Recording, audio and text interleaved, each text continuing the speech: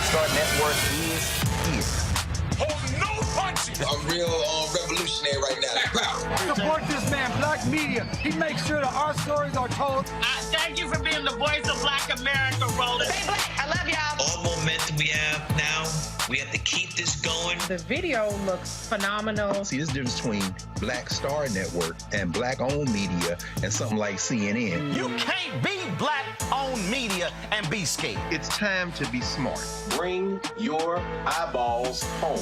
You dig?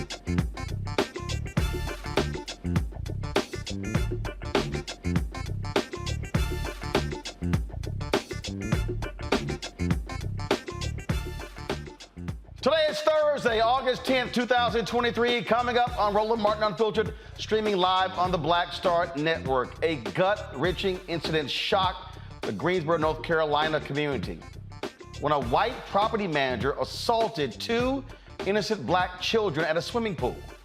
The attorney representing the victims' families will join us to discuss the pursuit of justice. A shocking story out of Georgia. A young couple, they're demanding answers after their baby's delivery turned into a horrifying nightmare. They say the doctor used excessive force during the birth, decapitating their newborn. We will talk with a doctor tonight about how this could happen and the attorney representing the couple about holding those responsible. Folks, we have a special treat for you also. We sit down with the legendary comedian Earthquake, who is celebrating his 30-year-long career in the industry. He'll highlight his comedic journey and upcoming comedy show at MGM National Harbor in Oxon Hill, Maryland. Trust me, you don't want to miss it when the two of us get together. Plus, we'll take you to the heart of the Ohio music scene as we bring you a recap of the Cincinnati Music Festival. And, of course, we got more from the Montgomery Brawl. Y'all know it's been a hell of a week, and we might as well keep it going. It is time to bring the funk. I'm Roland Martin Unfiltered on the Black Star Network. Let's go. He's got whatever the miss, he's on it. Whatever it is, he's got the scoop, the fact, the find. And when it breaks, he's right on time and it's rolling. Best believe he's knowing. Putting it down from sports to news to politics. With entertainment just for kicks, he's rolling. It's on go, roll, y'all. It's Roland Martin, yeah. Rolling with Roland now. He's funk, he's fresh, he's real, the best, you know he's Roland Martin now.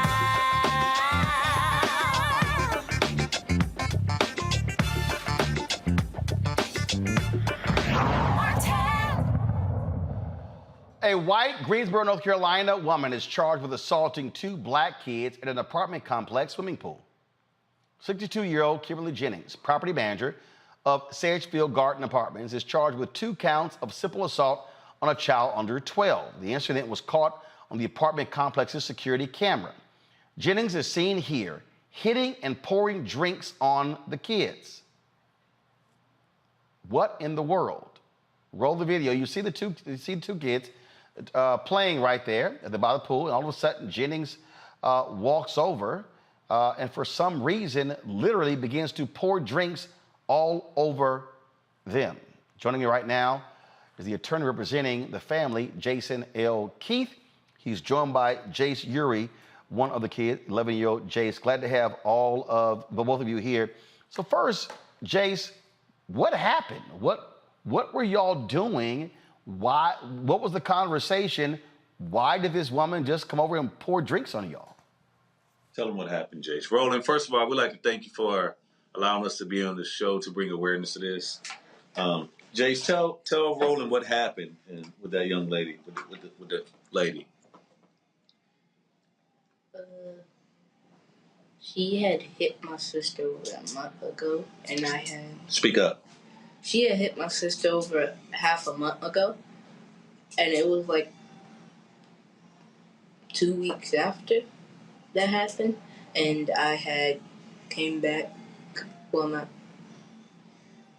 like it was the same day she had hit her.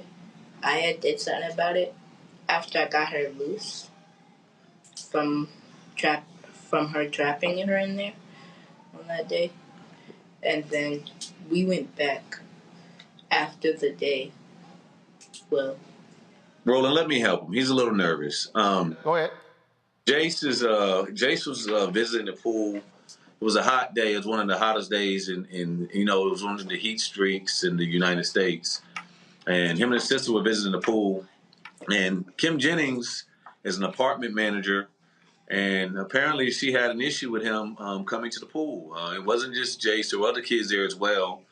They had a prior run-in at some point with Miss Jennings, and it was alleged that she had assaulted his sister, Jayla, once before, and also used racial slurs in reference to Jayla and Jace.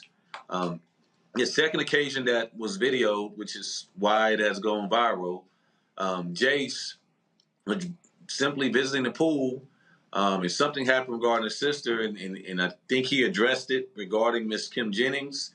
And you see how she visibly assaulted him viciously, unprovoked, by throwing and pouring soda in his face multiple times and smacked him 2 times in the face with the soda can and the soda bottle.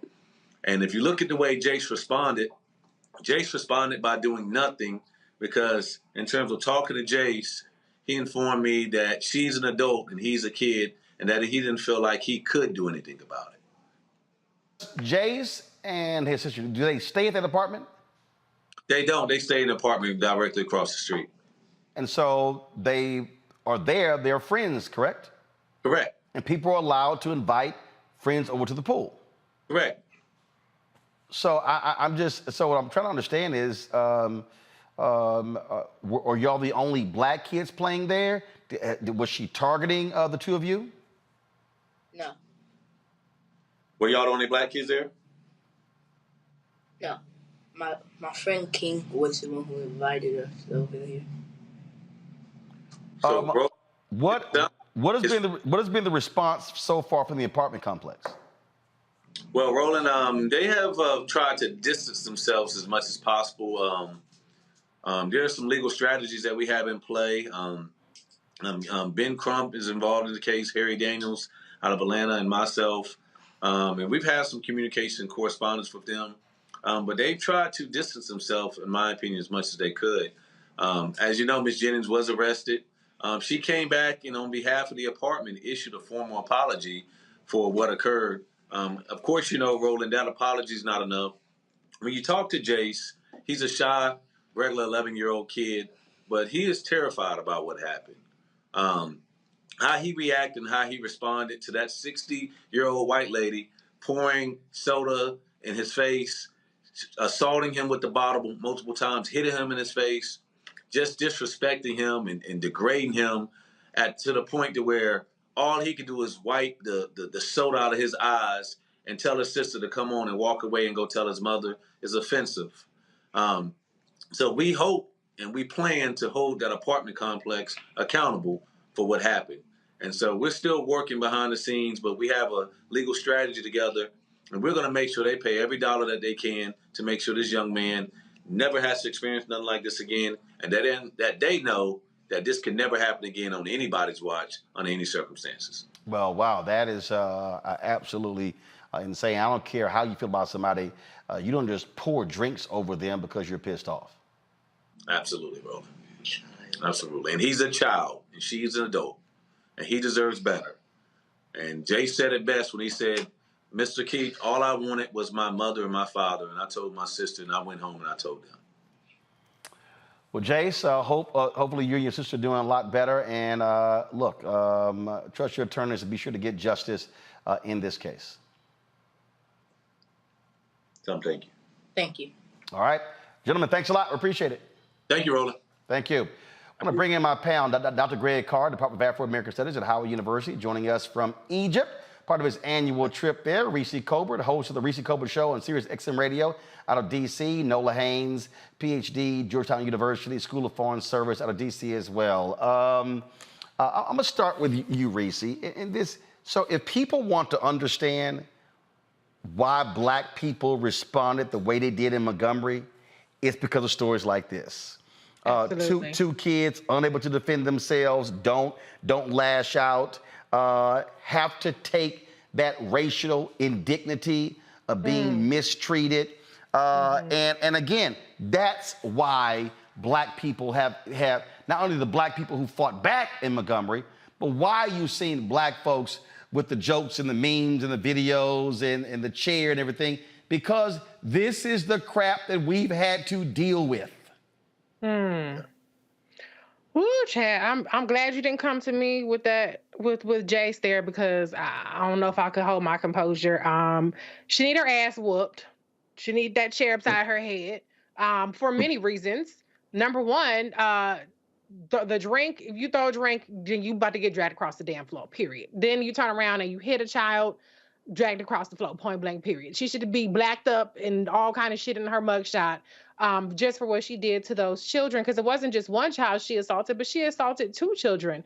And it is traumatizing. And it's going to instill a certain amount of fear in Jace and probably his sister that is unfair to them at that age. I'm disgusted at the fact that there were adults that I can see in that picture around that didn't hop on her ass and drag her across that pool. There's no reason why she should have been able to level that kind of abuse at that young boy with clearly having multiple adults around. That's disgusting. And yeah, they have a saying, monkey know which tree to climb. And she knew that she could only try something like that with a child that is going to be respectful and that is going to feel helpless in that situation.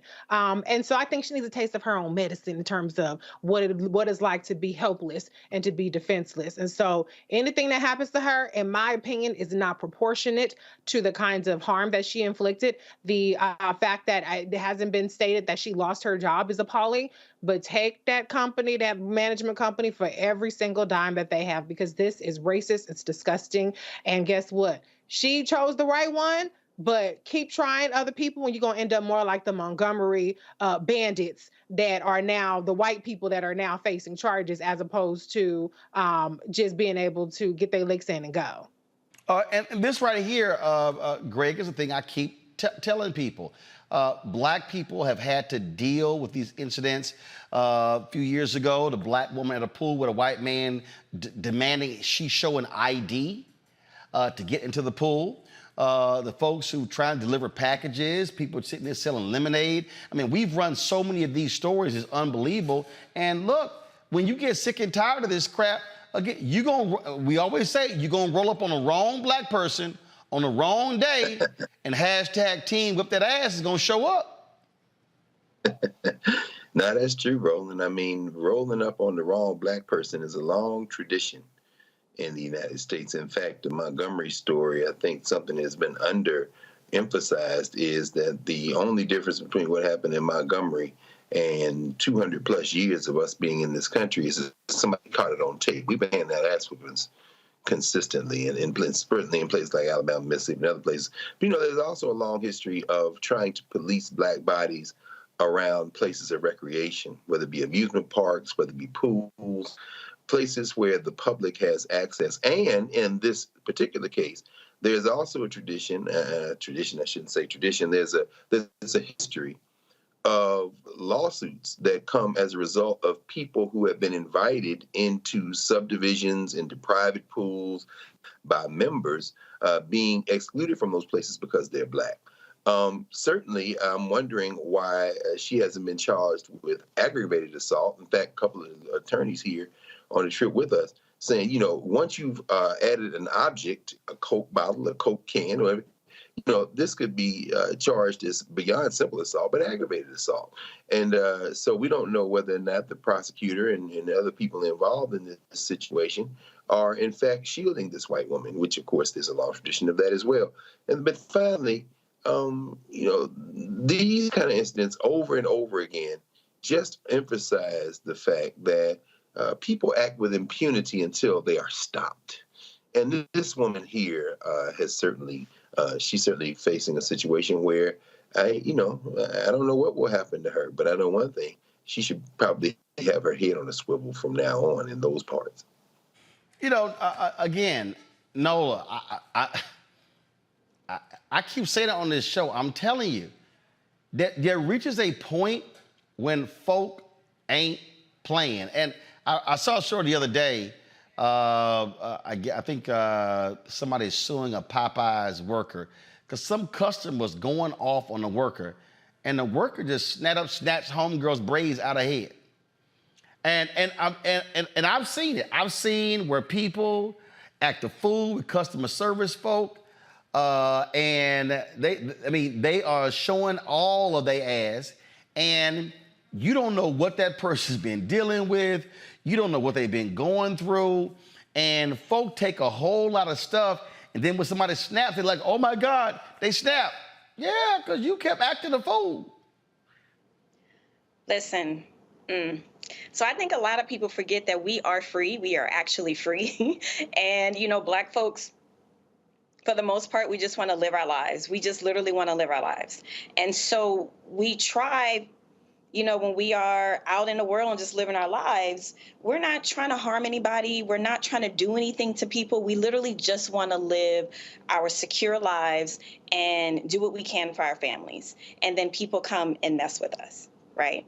And then especially in this environment that we're living in right now, something that I think a great deal about, and how so much of this political environment is so ugly and so toxic, and it's legitimized so much of this behavior. Like, I feel like folks think that we woke up one day and we were back on a plantation. Like, I'm really confused with a lot of this behavior. Like, how do you just think you can just throw something on somebody else's child?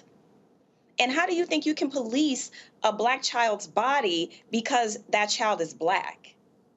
I would be very curious to know about her behavior, like what her work history is in that particular,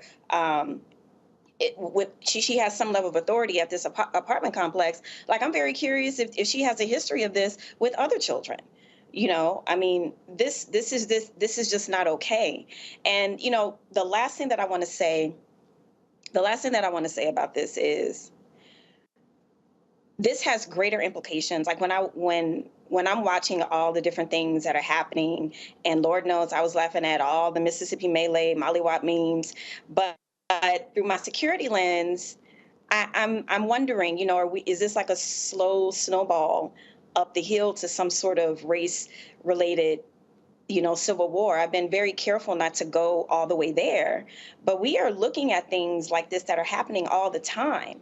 And like everyone on this panel has said, it really does take to mess with the wrong one day. What if everybody in Montgomery had guns? So what I think about this is the next escalation, because everyone's at that tipping point. I think it's a combination from quarantine, Trump, tons of things. Everyone is on a tipping point, and that's how I'm looking at all of these things. Bottom line is here: leave Black folk alone. I'm telling y'all, because it ain't gonna end well. Gotta go to break. We'll be right back. You're watching Roland Martin Unfiltered on the Black Star Network. Be sure, of course, if you're watching on YouTube, hit the like button, folks. See y'all commenting. It's just real easy. Hit a click.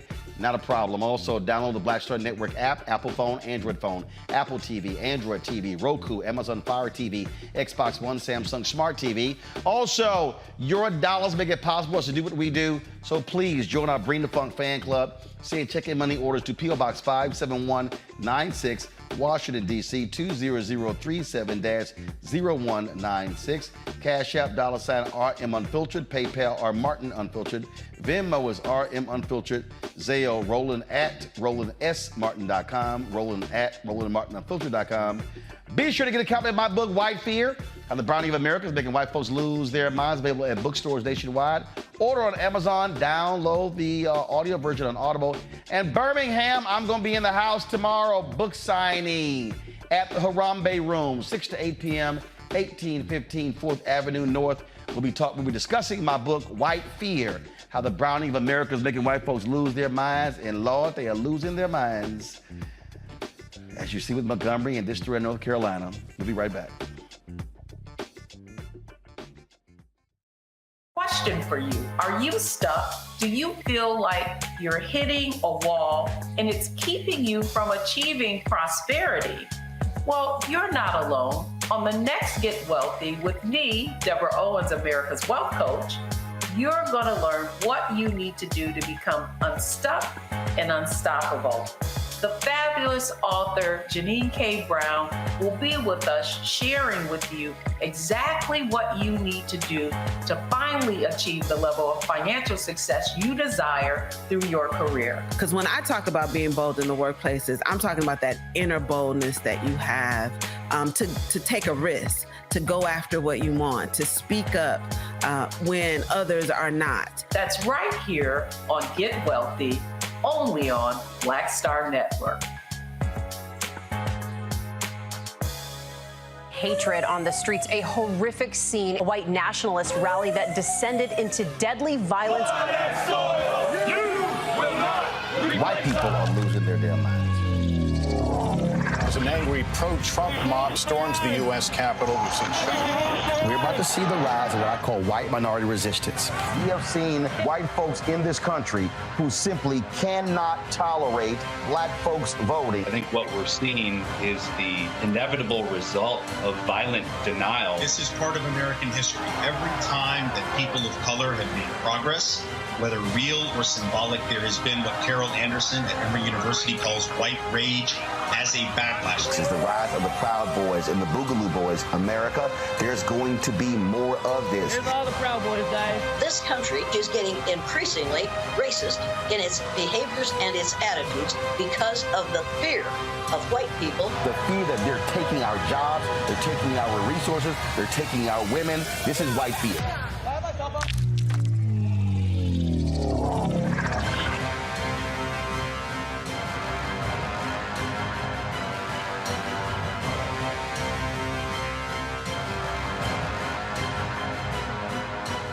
Hello, I'm Paula J. Parker. Truly proud on the Proud Family, louder and prouder on Disney+. And you're watching Roland Martin, Unfiltered.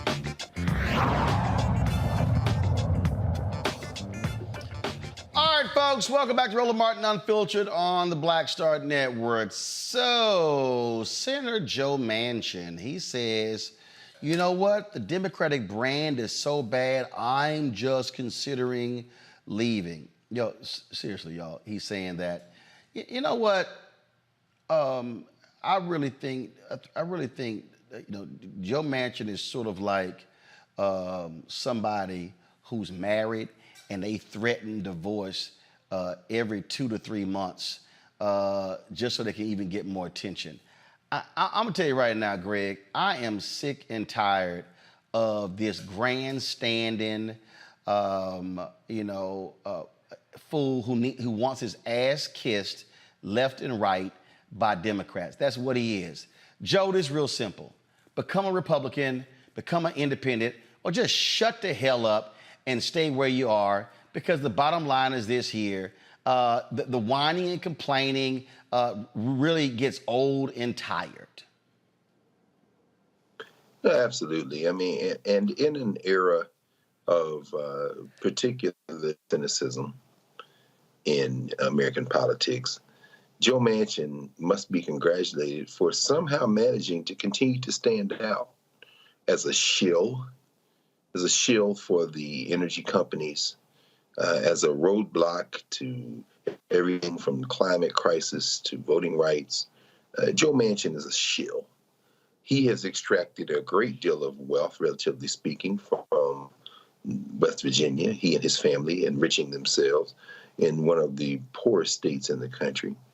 And I must say, I mean, again, this man who is a millionaire, who has figured out ways to drain resources for his wife, for his children, in an era when you might think that we are kind of inured to this type of political shillery, Joe Manchin stands out.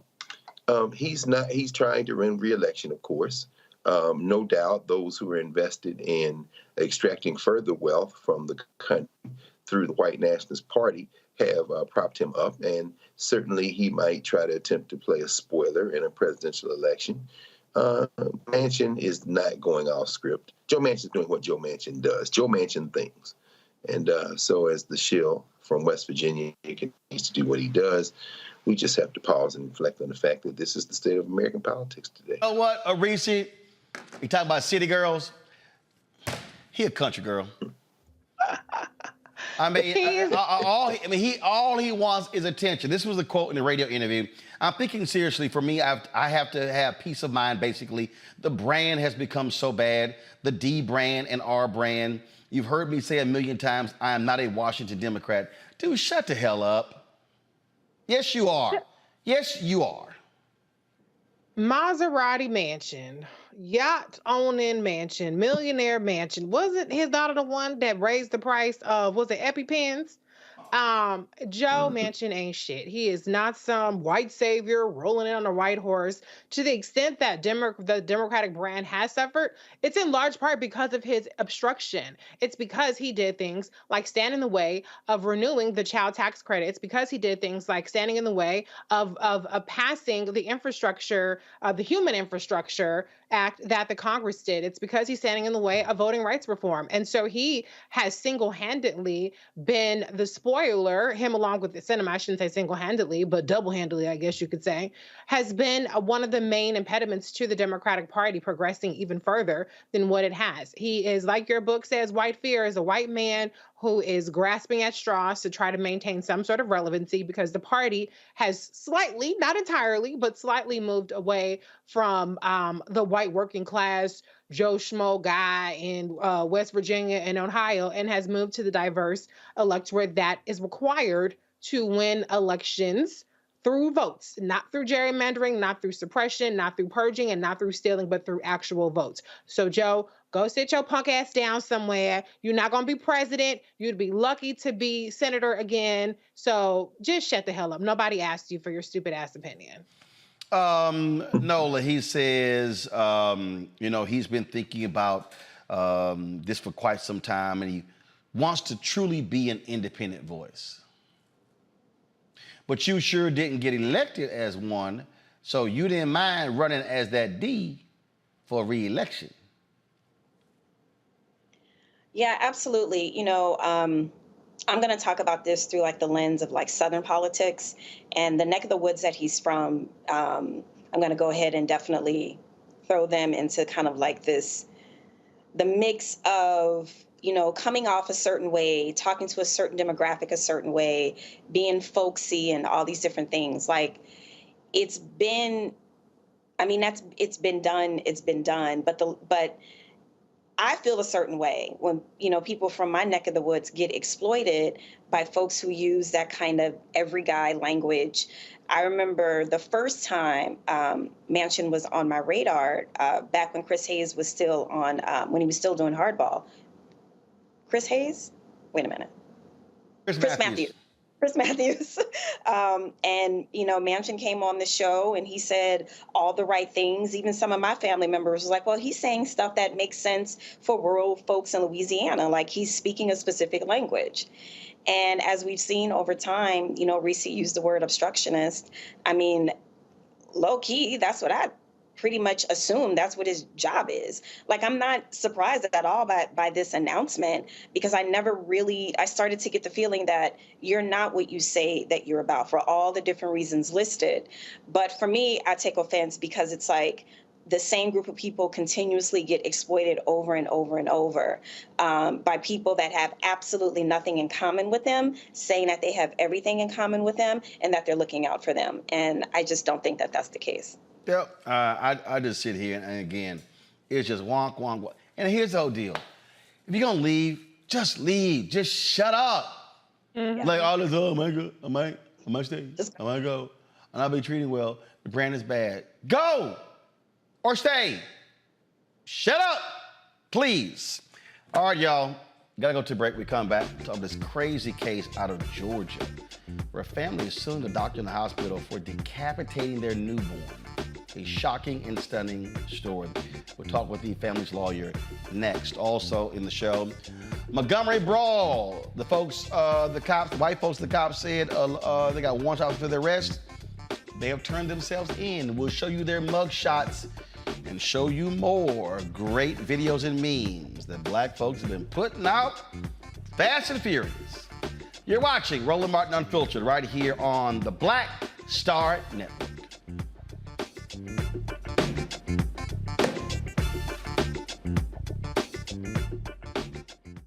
Next on the Black Table with me, Greg Carr. The United States is the most dangerous place for a woman to give birth among all industrialized nations on the planet. Think about that for a second. That's not all. Black women are 3 times more likely to die in this country during childbirth than white women. These healthcare systems are inherently racist. There are a lot of white supremacist ideas and mythologies around black women's bodies, even black people, that we experience pain less, right? Activist, organizer, and fearless freedom fighter Monifa Akinwole Bandele from Moms Rising joins us and tells us this shocking phenomenon, like so much else, is rooted in unadulterated racism. And that's just one of her fights. Monifa Bandele on the next Black Table here on the Black Star Network. Up next on The Frequency with me, Dee Barnes, the shooting of Megan Thee Stallion and the subsequent trial of Tory Lanez. Megan has been treated like the villain. The experience that Megan went through is something that all black women face when we are affected by violence. This is something that's called misogynoir. There's a long history of characterizing black women as inherently bad in order to justify our place in the society. Next on The Frequency with me, Dee Barnes. On the next A Balanced Life with Dr. Jackie, we're talking all things mental health and how helping others can help you. We all have moments where we have struggles, and on this week's show, our guests demonstrate how helping others can also help you. Why you should never stop giving and serving others on a next A Balanced Life here on Black Star Network. Hi, I am Tommy Davidson. I play Oscar on Proud Family, Louder and Prouder. I don't play Sammy, but I could. Or I don't play Obama, but I could. I don't do Stallone, but I could do all that. And I am here with Roland Martin on Unfiltered.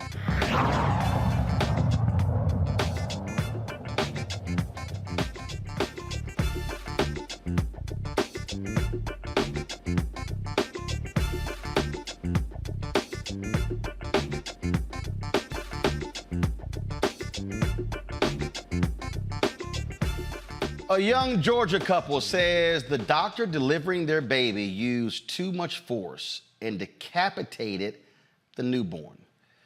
The baby's mother and father, Jessica Ross and Trevion Isaiah Taylor Sr., were surrounded by their attorneys on Wednesday when they announced their lawsuit against Dr. Tracy St. Julian and the Southern Regional Medical Center in Riverdale, Georgia, where Ross went on July 9th to have her son.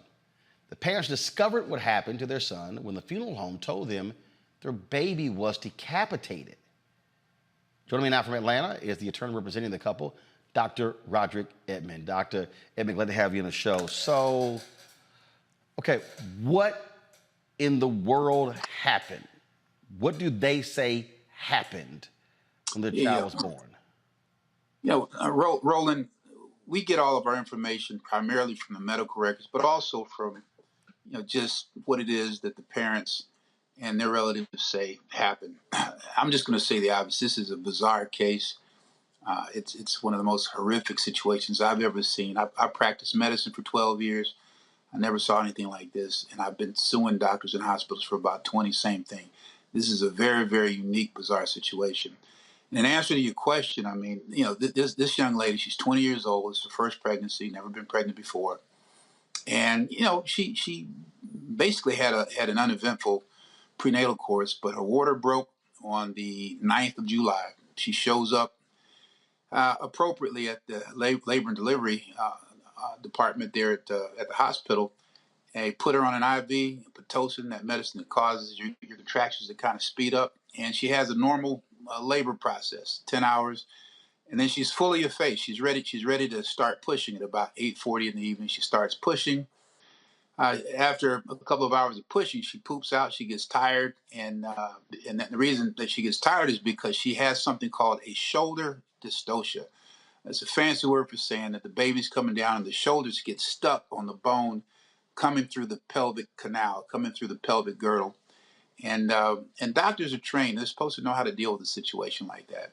And you know, the reality is that you know, this doctor, the nurses there at the hospital did not appropriately deal with it. They just didn't. The end result, though, was that too much traction was used in trying to pull this baby's head out of the canal, such that it broke bones in the skull, broke bones in the face, and broke bones in the neck.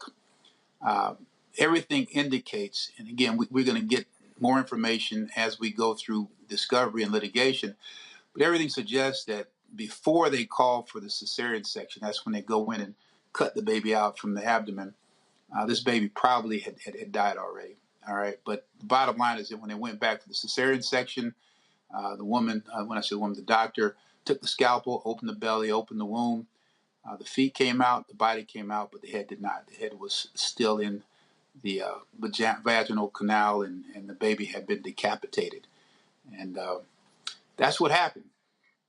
And so is the hospital disputing this?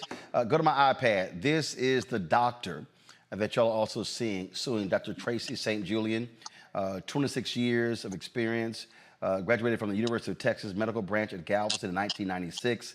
Was there at obstetrics and gynecology specialist there in Riverdale.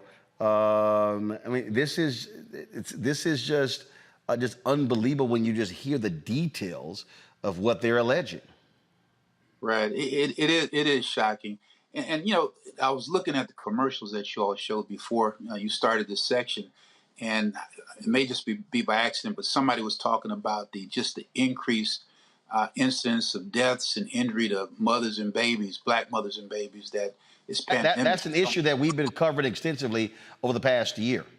Yeah, well, I mean, here we have a situation. You have a young black mother who basically had a horrible outcome. There was a 2021 Blue Cross Blue Shield study, and they did a very, very scientifically based analysis, and they came to the conclusion that black women have a 63% greater risk of having injury to themselves and to the baby, and death to themselves and to the baby. I think Hispanics just have a couple of points less than that, but it's much higher than white people, 63% higher risk than white people. And then double down on that risk goes even higher once you start looking at a very, very younger demographic, women or girls between the ages of 15 and 23. That number is even higher. And so, you know, I know a lot of people are sitting back saying, okay, the obstetrician was black. You know, this isn't about racism. You know what? I want people to just back off. This isn't about pointing fingers and saying people are doing things intentionally because folks are black. I just want everybody to back up off of it. How many times have you gone into a restaurant and you're black, the waiter's black, and you see that they treat you different than the white clients? I mean, that's the kind of systemic racism that we're talking about. It's just not endemic to white people or whatever. I mean, I think our whole nation has been dumbed down. They've been somehow herded kind of subconsciously, like a ring on the nose, toward treating people who are black, treating people who are poor, treating people who basically just don't look like they have that sheen and shine and polish differently. And I would be shocked if, in fact, I'll say this: I really believe in my heart of hearts, if this was a 35-year-old woman who came in buttoned down in a business suit, then her baby would be alive. Question from my panel. Nola, you first. Oh my goodness, I'm just so struck by the last thing that you just said, and thinking about how Black folks can absolutely be anti-Black. And I think that's an important part of the story, along with the immense amount of trauma that the mother and father are going through. But it seems to me you're going to have to talk about this quite a bit. And I'm so happy that you, towards the end there, you brought it up. Because what tends to happen is that if you get one case study that gives you some sort of thing to talk about and wrap your ideas around, everything else can be dismissed. And because the doctor is Black, then you then dismiss all the other kind of serious claims around Black women giving birth. So my question is to you, I can tell that part of your strategy is just to bring it out there and just to kind of like talk about it. But what about giving people ammunition to be dismissive of the overall problem? Have you thought any detail about that and how to go about that communications wise? And I apologize. Maybe I didn't understand your question. If you could, you say giving people ammunition to go about. I don't understand that. Just say Being dismissive of Black women across the country who are suffering from many different situations when they go to give birth. So what I'm saying is sometimes when one thing happens, then the conversation can switch and people can dismiss the largeness of a thing. Have you thought through how you would maybe address that if that comes up? You know what? I'm glad you mentioned that. And I understand your question, and this is kind of part of just the whole miscommunication going on in America. If you think about all the political debate that's going on, if things aren't just done perfectly, then that gives an in for I'll say for the negative side to latch on to something that's completely irrelevant, and it's a deflection. And I hear what you're saying. In this particular case, this is very linear right here. Okay, this young lady was there. The simple question is this, okay? She had a shoulder dystocia. They happen. They're unpredictable. Everybody agrees with that. But there are certain things that every physician knows needs to happen. There are maneuvers that need to be done. All of the nurses there are protocols in the hospital that are trained basically to call for a stat C-section sooner than later. You're supposed to call an on-site physician. They had a hospitalist, an OBGYN doctor that was just right up the hall who could have come in and basically laid a fresh eyes on the situation, and there would have been a completely different outcome. There were so many things that could have been done that could have had a much, much better result. And in answer to your question, you just have to basically tell the truth, stay linear, don't get deflected, don't go down the rabbit hole. You're going to have people coming in talking about things that have nothing to do with the price of tea in China with this young lady. The reality is there was so much trauma put on the baby's head that it broke bones. That is negligence per se, period. All right. Now, everybody's talking about just what happened with the decapitation. This baby was decapitated. But I can tell you this. Again, having practiced medicine, sometimes doctors have horrible days. Doesn't mean they're bad people. It means they have horrible days. Some of the negligence that I've seen from good doctors, you just ask them, and they'll tell you, I don't know what the hell I was thinking that day. But what's really, really sinister about this case, you all, is that after the baby was decapitated and the girl was sewn up, they finished her surgery at 3 o'clock in the morning. This doctor came into her room 2 hours later and essentially withheld information, did not tell this young lady, that her baby had been decapitated. She told them that your baby died from injuries to his neck, completely purposefully withheld the fact that this baby had been decapitated, reasonably knowing that once they found out the details and the reality of what happened, then they would be that much more emotionally traumatized.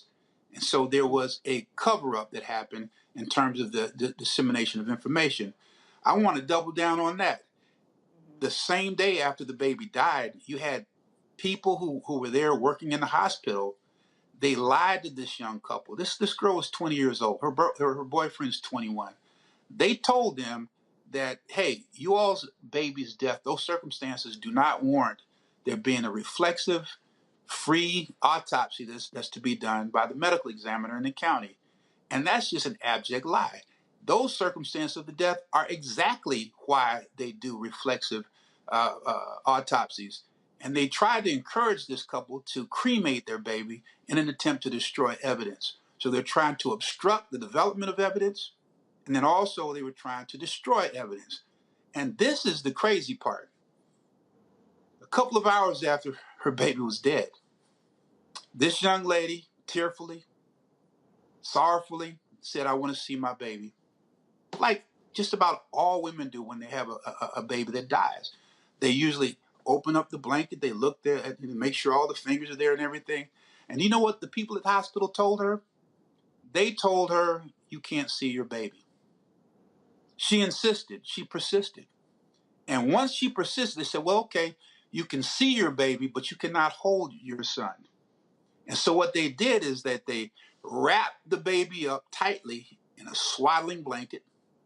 They propped the baby's head up on the body and laid it in a bassinet, and she was able to look at her baby through a glass window, thinking that her baby was intact. And that happened. So we have an extra element that's sinister in this claim that deals with fraud, misrepresentation, and how in the hell are you going to basically treat human beings like this? This is the sauce to this case. It's just not the death and the decapitation. It goes further in terms of sinister cover-up, fraud, misrepresentation, and treating people like they're less than. And I'll say this again. They damn sure wouldn't have treated those young people like that if they weren't young and black. See? Yeah, my heart goes out to your clients. This is horrific. It's, I think, every woman who's gone through pregnancy is their worst nightmare. And I mean, you kind of went into a lot of detail about what I was interested in hearing about was the cover up. And people don't cover up innocence; they cover up guilt. And my question is: have there been any kind of disciplinary actions filed against this doctor or against this clinic? I understand that there's a lawsuit, but have there been any efforts to really kind of hold her accountable and prevent her from continuing to continue to provide services to pregnant women under these circumstances? How is that working for her? Yeah, first of all, I don't know any details, but I'm 100% positive that there's going to be an investigation from the Composite State Medical Board in Georgia. I'm sure that there is an investigation going on, maybe a criminal investigation going on by the state in some capacity. But all of this is going to come out in the wash really probably within the next couple of days, a few weeks. But there are investigations that are firing up on every angle. Greg. Thank you, Roland, and thank you, Dr. Edmond. I think you really kind of struck the one of the underlying issues here, given the fact that, I certainly don't know anything about Dr. St. Julian, and as you say, doctors can have bad days. The class issue involved. Anything on Southern Regional Medical Center, I've heard from some friends in the medical profession, it doesn't have the best reputation as a center. It's gone through several owners. As a physician and as a lawyer, institutionally, how can things like this happen? And I was the one that indeed had talked to Monifa Bandele for Moms Rising about these issues. What role might class play in terms of the kind of services poor people get and poor Black people get, and anything about Southern Regional Medical Center and how that might be a factor in terms of the kind of services they provide to folks? You know what? I don't know enough really to talk specifically about Southern Regional Medical Center in terms of their persistent quality or lack thereof. The fact that they've had multiple owners, in my mind, that doesn't suggest that there's any lack of quality. I mean, this is a tough time financially, economically for hospitals. But I will address your question in that it just seems, and it's reflected in those numbers, that it seems that categorically across this nation that poor people, and poor white folks statistics are probably just like Black folks. Poor people, poor people, Black people, Hispanics, people who just categorically in our system are looked at as less than, they systemically get less care or poor quality care. And that's just that's what the data shows. And again, you have people coming from all institutions trying to figure out why. And so that's the big question. And you know what? I think as long as we shine a light on it like we're doing right now, we're going to figure it out. All right. All right, then. Hey, Roland, before we get going, I just want you to know that I pledged a guy named A. Scott Bolden down in Morehouse. And he called me today and he told me to tell you that what do you call 5 alphas and 1 kappa? And easy, five much smarter men. He said 5 alphas and 1 kappa. He says that's called a fair fight. All right, so. Well, first of all, anybody who chooses to pledge a youth group that's a fraternal imposter knows better that that's not the truth. See, it was smart for you, Doc, just to keep moving. See, you shouldn't have even started any of that because trust me, it don't end well for y'all. So but guess what? But then after that, he said, "Tell the brother I love him." Yeah. That's called don't make. Hey, Henry, give me a shot. Doc, keep it up. You gonna meet that right there. I hear you. Look up, y'all. All of y'all. Keep on doing. You're going to meet that chair right there. All right.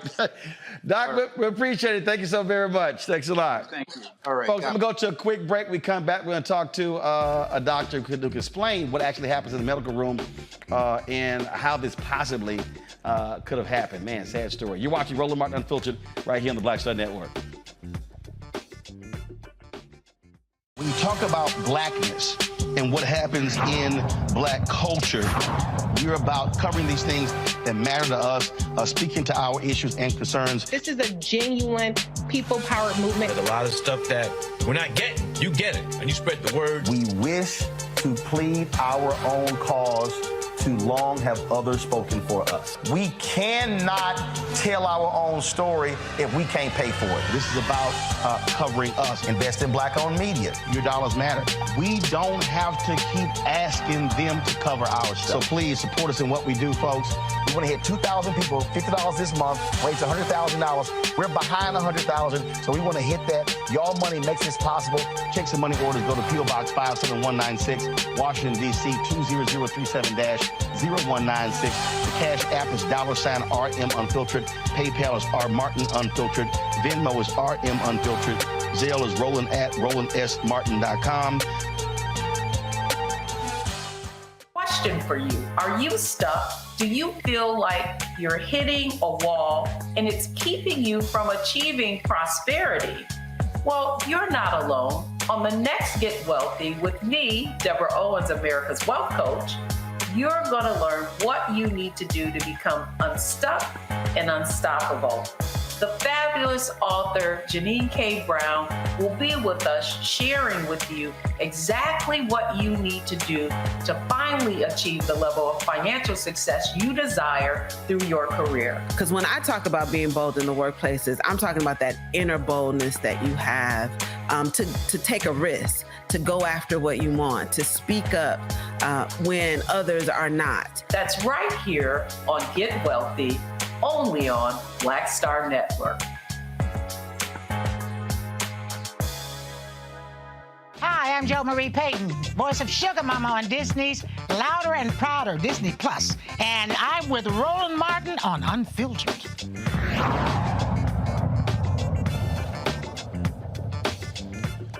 All right, folks, we are now talking with a doctor out of New Orleans, Dr. Joy Creer-Perry. She's president of the National Birth Equity Collaborative. Doc, glad to have you here. When you saw this story, when we hear these other stories, we've talked about the fundamental problem that black women are facing in birth. It is shocking and stunning. Obviously, these details are beyond the pale. But again, it goes to show what continues to be a persistent problem with black maternal health in this country. Yes, thank you so much, Roland. I have to say, I'm honored that you're even talking about this because we act as if we've cured this problem. We know the United States is the only high-income nation where people are dying within a year of childbirth at higher rates than they were dying last year. And black women specifically are dying at sometimes 8 to 12 times more likely to die than their white counterparts who have the same education. So with my fancy MD and my education from an Ivy League institution, none of that protects me from dying. So we are ignoring that problem, that racism is the reason that we're dying in this country, not because we choose to go to the doctor later or because we don't eat the right foods. We're really being treated differently, like Serena or like the most recent case, because Tori Bowie, right? We are treated differently because of the color of our skin. And that's just a reality. And even though in this particular case here, the doctor they allege did this was black, it just simply speaks to, again, the problem. I mean, my goodness, you're carrying this child to term and you think you're about to celebrate the birth of a child and now you're playing a funeral. You know, and the thing is, I honestly don't know, Dr. St. Julian. I spent a decade on the board of the National Medical Association. In fact, I met you at one of those conferences years ago. What I do know is I've been her. I've been a Black doctor, a Black woman, trying to get people to listen to me, to hear me, right? I've been a person saying, here's my patient who we're having this moment. She's having complications. And I know that the data shows that we're supposed to apologize. We're supposed to show empathy. What I do also know is what the system does is hide and lie and show shame. So then even though you know better as the Black woman who's the physician, you get thrown in and thrown under the bus the same way that the patient is. So I want this patient to get justice. I want her to understand what happened to her, but I also don't want the physician to be thrown under the bus as if she has all power, right? When you are a Black woman working inside of a system, you have the same, you're also trying to fight to save your patient's life. We know that there's data that shows that when there are Black physicians, that we have better outcomes because we're the ones usually fighting for this, but we don't always win. We're also just in the same structures that we're fighting against racism, fighting against anesthesia, a hospital administration, lawyers who are saying, don't talk about it. And meanwhile, we are also being harmed. So I have empathy for both people. I really believe, though, that the mother surely should get, and the father should get answers and should get the truth. But we should not just demonize this physician as if she can control an entire hospital system. The system is racist. The structure is racist. The structure ignores and does not apologize for the harm that it causes. That's what we have to change. I got quick questions with each one of our panelists. Greg, you first. Thank you, Roland, and thank you, Dr. Career, because that's exactly what I was attempting to ask Dr. Edmond. You know, when you are faced with a situation like that, what options do physicians have, particularly Black physicians and Black women physicians taking care of Black women giving birth? How can you fight back against the system in real time? And could you walk us through some of the specifics of a situation like that? Is the OR completely staffed? I mean, does she have the option? I mean, could you help us understand some of that as lay people? Sure, for sure. I mean, I've been in there. And so, like I said, this is not me. I was not there. So I just want you to hear that I have not practiced this myself in 10 years. I work on policy now. But what would normally happen is a patient is having a complication and you are calling for anesthesia. You're calling for the operating room. You're calling for someone to help you because the baby is stuck. It's a big baby and it's stuck. And you really need them to listen to you. And there is a world that people listen to whatever we say, but that world doesn't exist a lot of times for us, right? And so we are asking to go to the operating room. To get into the operating room, you need a nurse to push the patient. You need anesthesia to say, I'm going with you. Like you're commanding a ship is what they tell you as a physician. But that ship doesn't always listen to Black folks. And so I was not there in the room, but this has happened to me personally, that my desire for my patient has been ignored. And so just knowing that at that moment when things are happening real time, you could get snowballed and it can become really complicated very quickly for everybody in the room. And so I'm friends. I love for Cure for Moms and the work that he's doing around the loss of his, Charles Johnson loss of his wife. And I would tell him frequently, yes, that doctor who harmed your wife, who did not show up for that C-section, should be punished for his role. But he alone did not cause Kira to die. There's no possible way that he by himself did that. He showed up 12 hours later after her entire system failed her. So that's what we can't lose sight of for this patient. Reese? I'm just struggling because a baby was decapitated. So Sure. I'm trying to find like the sympathy where there's a lack of accountability and a cover-up involved. So I that's all I got. I'm sorry. That's all I got. Yeah. And truthfully, that's real, right? Like I have never had a full term. So when I first saw the story, I thought, oh, it was a preterm baby, or it was because that does happen. So I was looking for data to show that when we sometimes, I mean, I have a child that was born that only weighed a pound. And he's still alive. He's 26 years old and he eats too much food and talks noise to me. But at the time, he was the smallest living fetus. So there are people who, in delivering that small little a baby that weighs less than a pound, you do sometimes decapitate, right? And it sounds like unbelievable, but that is honestly pretty common. When I first saw the story, I thought, oh, it's a preemie, and they're demonizing the physician. But as I dug into it further, what I realized is that truthfully, it can happen just like it can happen at any stage, right? And like I'm saying, I don't know her. They're not friends. This is not me I'm also just offering that she alone did not cause the baby to be decapitated. That operating room had to have at least 10 people in it. And she was causing different things to happen because that's what happens all the time. And I mean, I will tell you this, my one maternal death, her name is Ashley. And I tried very hard to keep her from dying. And I, as an alone physician, could not control the ICU, the physicians, the ER, and all the things that happened to her. So I still pray for my own spirit and my own soul for the fact that she's no longer with us. Nola. Thank you so much, Doctor, for spending time with us this evening and talking about a very difficult topic. I have more of a policy question for you. Long time ago, when I was an undergrad, I feel like the theoretical idea of cultural competency was everywhere, and then they tried to turn it into policy, right? And clearly, it hasn't worked because you're still talking about systemic problems.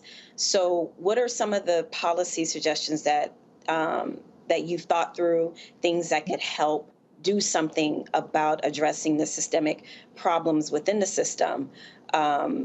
Because clearly the one big thing that they put tons of energy into did not work. I totally agree. In fact, I do those. So my organization, the National Birth Equity Collaborative, we do what we call respectful maternity care. We do training. And we recognize about a third of the people when we do those trainings, and we don't use the term cultural competency because I can't be competent on another person's humanity. I can be humble. So there are two physicians who are Black physicians actually out of California who created a term called cultural humility. And there's an entire curriculum that we use around humility, like learning, like this is lifelong learning. I will never be competent around how someone is Jewish, just like Jewish people will never be competent around Blackness, right? This is not some test you check off and say, I've now learned everything there is to know about being a Black person or being an Asian person. And so now I could go in and take care of this patient. It's walking to that space humbly. Cultural humility is an entire framework. So inside of respectful maternity care, we work on what's called cultural humility, and we have a cycle to respectful maternity care. And the first step is working on your own self. And there's a bill at the federal level called the Omnibus that we've taught for 3 years. Lauren Underwood, who's an amazing congresswoman, and Alvin Adams, another amazing nurse, were the co-leads, and Cory Booker. And in fact, Vice President Kamala Harris, before she became the vice president, when she was the senator, was the lead for this bill. And it is a very comprehensive, it's 12 different bills at this point, and we keep expanding it. We can't get it passed because they keep saying the bishops don't want it because it's about abortion. And this, if nothing else, shows you that this is not about abortion, that any person who's a descendant of the enslaved, whether you have a uterus or not, should not want a state government to tell us what to do is important. And this is this young woman and this baby dying are a great example of, until we have competent care, until we invest in the entire team, understanding that they have to follow the directions of a physician, even if it's a Black woman, we're going to keep seeing outcomes like this. So I'm hoping that your listeners on this show will really support us in trying to get the Omnibus passed, because although it's not perfect and although nothing is a silver bullet, it is the most comprehensive bill that we know of to ensure that people, Black women specifically, are seen in the future and are valued, and Black mamas are valued. All right, Doc, we certainly appreciate it. Thank you so very much for joining us. Thank you, love. Appreciate you. Folks, here's a statement from the hospital. Our heartfelt thoughts and prayers are with the family and all those impacted by this tragic event. Our prayers also remain with the dedicated team of physicians, nurses, and staff at Southern Regional Medical Center who cared for this patient. Well, our sympathies go out to the family. Southern Regional Medical Center denies the allegations in the complaint referencing the hospital. Since this matter is in litigation, we cannot provide additional statements. As far as Dr. St. Julian, she is not an employee of the hospital. The hospital has taken the appropriate steps in response to this unfortunate situation did not detail what those steps are. All right, folks, when we come back, Montgomery, 3 of the people who had outstanding warrants, they are now in custody. In addition, we got more videos and memes, Lord. Y'all have been busy. And there's some good ones, too. And yes, we're going to go to break with our ode to those in Montgomery with our chair in the Black Star Network studio. You're watching Roland Martin Unfiltered.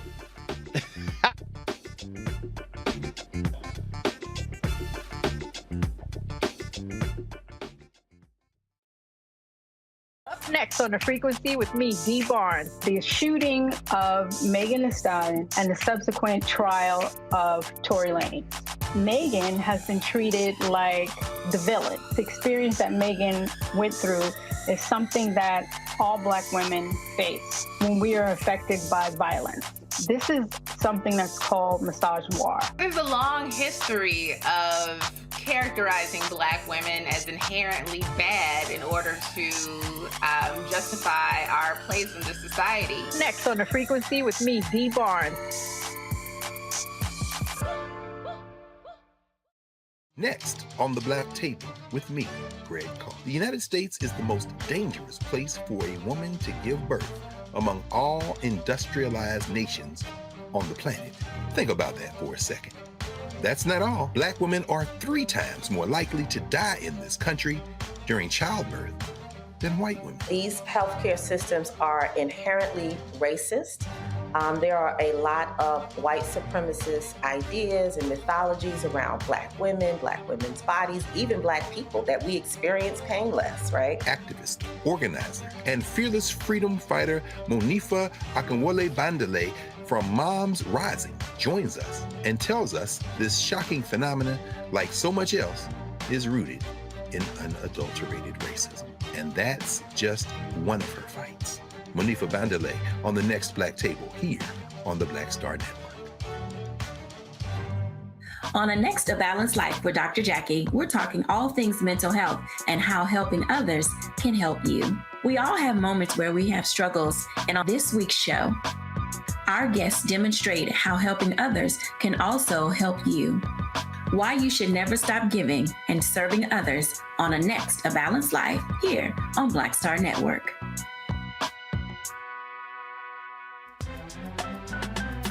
I'm Faraji Muhammad, live from LA.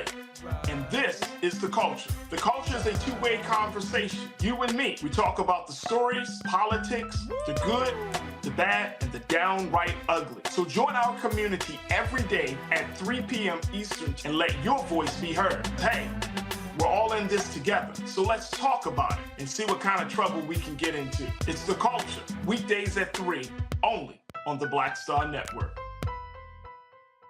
Hi, my name is Freddie Ricks. I'm from Houston, Texas. My name is Sharon Williams. I'm from Dallas, Texas. Right now, I'm rolling with Roland Martin, unfiltered, uncut, unplugged, and undamn believable. You hear me?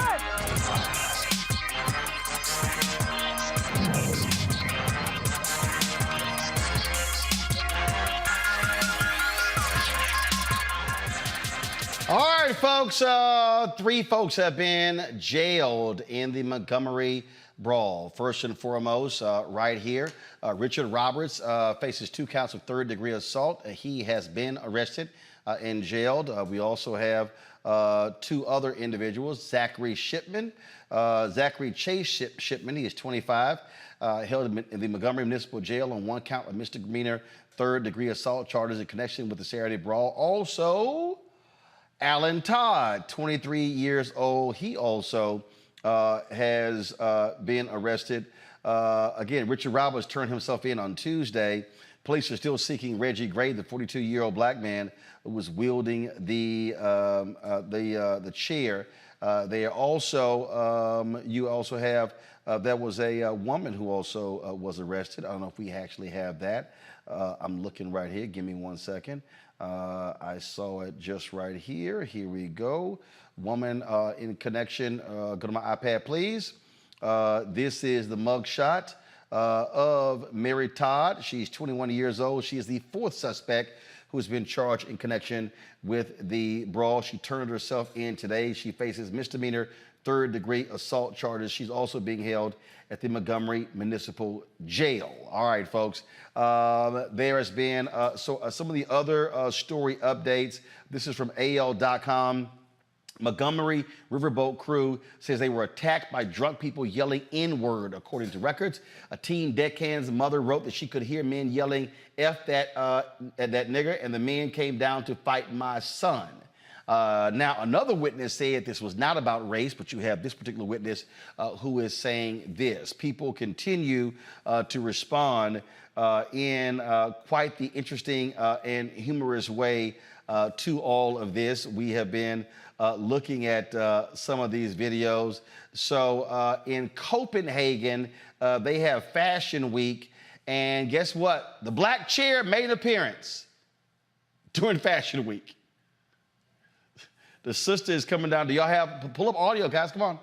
The sister is sitting here wielding that chair as she's walking down the runway. I thought that was one heck of a video there.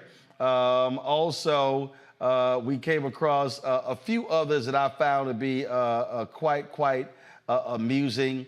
Let's see here. I'm gonna pull this one up for a second. Let's see here. Where can I find it? And I showed y'all. Now, Reese, this is interesting. They already have the Montgomery Brawl nails. Hey, I'm really proud of y'all. Montgomery Brawl. Bitch. Not one, but them all. Montgomery Brawl. Shout out bro that can swim. Montgomery Brawl. Shit, really all of them. Montgomery Brawl. Shout out Unc with the chair. Montgomery Brawl. Everybody that was there. Montgomery Brawl. Threw the head off. Come on, Nola. Why you shaking your head? Because there's so much I want to say that I can't say. That's why. Reese? But all I want to say is, do you see how we set global culture, though? Like, that chair is on the runway in Copenhagen. We set global culture. I just want to leave it there, but I want to say so much. Reese, go ahead. I have to say, that felt damn good seeing all them white people get their ass whipped for fucking with a black man who was doing his job. The Karen energy, the Brad energy just beat out of him. I won't even say sucked out of him, was beat out of him with fists, feet, chairs, and they had it coming. And you know what? Let this be a lesson, because people are so quick. I get tagged all day, every day, in every video of a black person getting their ass beat, a black person getting spit on, terrorized. We talked about it earlier in the show. We don't see enough of Team Whip That Ass out there. So I am 100% here for that energy. It felt cathartic for me. I've been in a good mood all week behind it. And I just think we need to do more of this. I'm not saying be violent, but I'm just saying, like, don't just take it on the chin. Don't turn the other cheek. Don't be the bigger person. Don't offer forgiveness and grace. Sometimes you need to match energy, and that's exactly what happened in Birmingham. And I just thank them because they have spawned 1,000,001 amazing memes. I've watched every single video. Black people are so creative. And now we got a new thing added to our lexicon, which is the chair. The chair is now, we got the black fist and we got the chair. So if anybody sees a chair, then you know what's about to go down. It's about to go down, and everybody knows it. And it's ours for now. Well, until they start outlawing chairs. And I'm glad you said that, folks. Y'all can go to Roland Martin Unfiltered right now, and y'all can get this. All right, front of the shirt, hashtag Team Whip That Ass. On the back is Bring the Funk. On the back of it as well. So if y'all want to get y'all chair Team Whip That Ass shirt, Roland Martin Unfiltered, then y'all can do so. It is available now on our of course product page. We've got other products where you can buy other shirts, things along those lines. But yeah, right there. This is the front of the church. This is the front of the shirt right there. It says, because y'all know I've been using the hashtag Team Whip That Ass for a long time. It started when me and Teray had a battle on Twitter when he felt I was wrong for believing in corporal punishment. I was like, no, Team Whip That Ass. I'm a firm believer in that. So, yeah, so you can get your official Roland Martin Unfiltered Black Star Network chair Team Whip That Ass shirt. Again, that's the front of the shirt right there. This is the back, hashtag Bring the Funk, because y'all know that's what we do. All right, we got some other videos. Roll it. This song goes out to all the soldiers on the battlefield in Montgomery. Here we go. If you go to Montgomery, you gon' mess around and find out. If you go to Montgomery, you gon' mess around and find out. Down by the riverboat, you go to Montgomery, you gon' mess around and find out. All you gotta do is hop off the riverboat, because Montgomery want all the smoke. Oh, you walk over, limp back. You walked over, limp back. Grab that chair, that's right over there. Look at that man, my God, he's swimming fast. Take off your shoes, you know what to do. We finna fight, been doing it all our life. They thought they had us chained, but God said not today. Best for Dr. King, because he wouldn't swing. Best is for Obama, yeah, we should've won. Django coming back, and Jamie did too. Attacked us by the river, the ancestors came through. Oh, they walked over, but then back. And that's a fact, on period, on everything. Oh, there's gonna be a new line dance, Greg. We gonna make a line dance. Absolutely.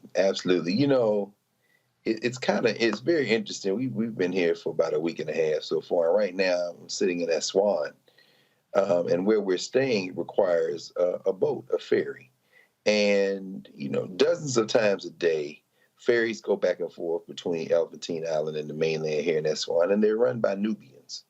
So when men who look just like us, you keep your mouth shut, you wouldn't be able to tell the difference between one of us and Nubians here. And of course, you can imagine with that kind of traffic on the shoreline, there are going to be moments when the boats bump into each other. They got the tires on the sides, and it's all very calm, all very peaceful. These brothers all know each other, and they've been working, some of them, for decades at this trade. As we were having the conversation, the Africans from the United States, to the tune of about 220 is what we took over here this time. This has been one of the very few stories from the United States of America that we've been talking about. It's very refreshing to be outside of a criminal enterprise where race is the framework through which we live our lives, and to be among people for whom this is not an issue. Why am I drawing this? This kind of energy is two things come to mind. Number one, as I said earlier, the only thing that is really different between what we're seeing with this and what has happened before in Alabama, Mississippi, and everywhere else is that it was caught on tape. Hell, half of the Great Migration happened because black people whipped that ass. The Negroes in Detroit are there because they came from Alabama, because more often than not, when a white man decided to nuck if you buck, the black person took them out, and that's why they had to leave Alabama in the middle of the night to go to Detroit. Same thing for people from Louisiana and Texas and Las Vegas, people in LA coming from places like Arkansas and other places, people from Buffalo, New York, or Chicago, from Mississippi, and from the Carolinas and to Philadelphia. I say all that to say that this is not new. So that's the first thing. We should be careful to say we finally had enough. We had enough when the first hands were put on us, and the first hands were black. The second thing I think is very much more important in some ways, and that's this. What this is doing, I agree with Reese, it's a global phenomenon. What this is doing is serving notice that this type of response to white terror and white violence is now being energized by a new generation.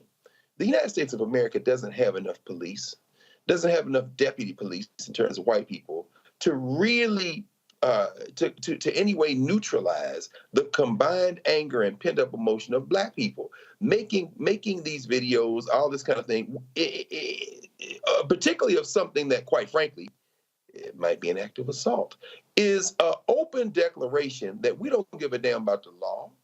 We don't give a damn about any potential punishment. If you come over here, we're going to dance with you, and we might take your legs off. Think about that for a minute. Think about that. An act where somebody hits somebody with a chair is not only being declared basically self-defense without any court of law having any weighing in. It is being celebrated in a way that is, in fact, energizing, is catalyzing the type of response that you're almost saying now, you know what? It's okay.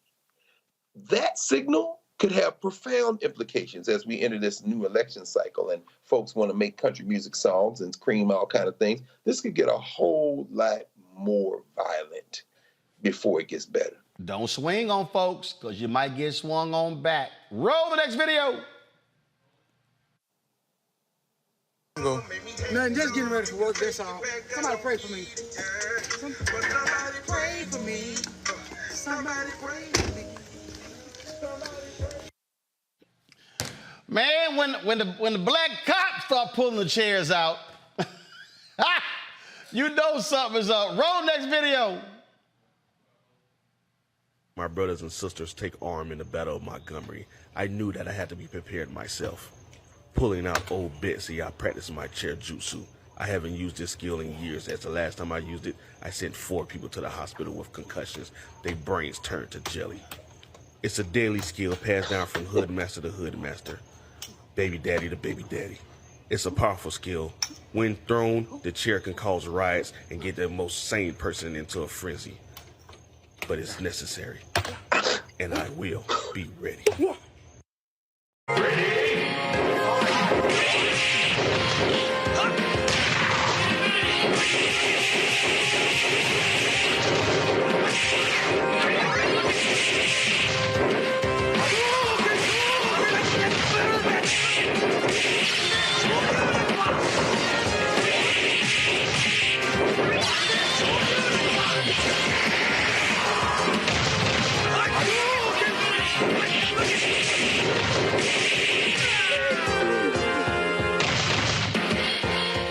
White people, here's some advice for the rest of the summer.